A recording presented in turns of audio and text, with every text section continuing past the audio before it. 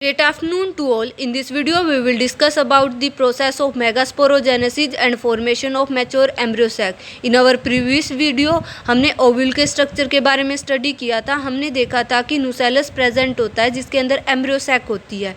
अब हम यहाँ बात करेंगे मेगास्पोर मदर सेल्स की. Megaspore mother cell, it contain nucellus. It means ovule generally differentiate a megaspore mother cell in micropyle region of nucellus. This is megaspore mother cell and having some property like large size, dense cytoplasm, prominent nucleus. Then after megaspore mother cell undergo meiotic division and meiosis result in the production of 4 megaspores. ठीक है, तो megaspores क्या होगा, इनमें से one of the megaspore, इस तरीके से मेगास्पोर टेट्राड की फॉर्मेशन होती है.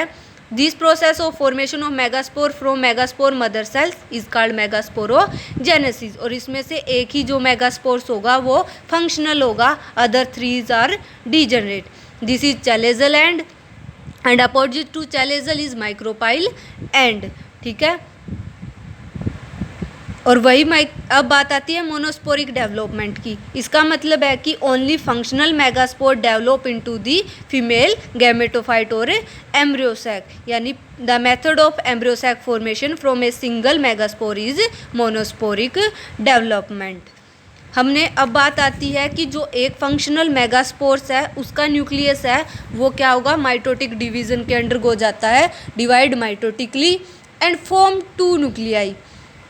इससे 2 न्यूक्लियाई फॉर्म होंगी और वो 2 न्यूक्लियाई है मूव कर जाएंगी अपोजिट पोल पे. अब उन 2 न्यूक्लियाई के अंदर क्या होगी, फर्दर माइटोटिक डिवीजन होगी. अब ये कैसी कंडीशन आ गई, 2 nucleate embryo sac. Then further mitotic division 2 से 4. अब ये कैसी कंडीशन आ गई, 4 न्यूक्लिएट एम्ब्रियोसैक. और फर्दर माइटोटिक डिवीजन 4 से 8 न्यूक्लिएट एम्ब्रियोसैक. इस तरीके से एक मैच्योर एम्ब्रियोसैक आ गई जिसके अंदर क्या है, 8 न्यूक्लिएट स्टेज आ गई.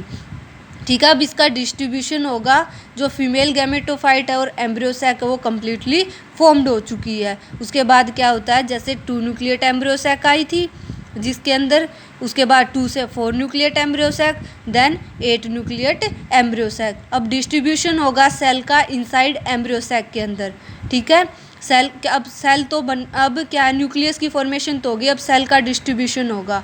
तो जो 6 of 8 nuclei are surrounded by cell wall and organise into cells. ठीक है, देन रिमेनिंग क्या होगी, उसके बाद क्या होंगे, जो 2 न्यूक्लियाई होंगे उनको हम क्या बोलेंगे, पोलर न्यूक्लियाई, जो सेंटर में प्रेजेंट होंगे. This is polar nuclei. Okay, उसके बाद क्या होंगी, नीचे क्या प्रेजेंट होंगे, 3 सेल्स. इस तरीके से क्या है स्ट्रक्चर ऑफ कंप्लीट एम्ब्रियोसैक. ऊपर क्या प्रेजेंट आपके एंटीपोडल सेल्स है, बीच में जो पोलर न्यूक्लियाई थी उनको हमने सेंट्रल सेल का नाम दिया, नीचे जो सिनर्जिड और एग सेल थी उनको हमने किसका नाम दे दिया, माइक्रोपाइल एंड का नाम. ठीक है, उसके बाद ये पूरी एक एम्ब्रियो डेवलप हो चुकी है जिसमें क्या है, 8 न्यूक्लिएट और 7 सेल स्टेज कंडीशन आ चुकी है. ऊपर जो आपकी एंटीपोडल सेल्स हैं ये आपकी चैलेजल एंड पे प्रेजेंट होती है, इनका कोई स्पेसिफिक फंक्शन नहीं होता. ठीक है, इसका मतलब ये है अब हमारी क्या है, जो एम्ब्रियोसैक है वो रेडी हो चुकी है फर्टिलाइजेशन के लिए. ये माइक्रोपाइल एंड प्रेजेंट होता है. माइक्रोपाइल एंड में 2 सिनर्जिड प्रेजेंट होते हैं और एक एग सेल प्रेजेंट होती है, और ये एग सेल एग अपरेटस के अंदर प्रेजेंट होती है. ठीक है, ये सिनर्जिड्स प्रेजेंट हैं. यहाँ एक फिलीफॉर्म अपरेटस प्रेजेंट होता है.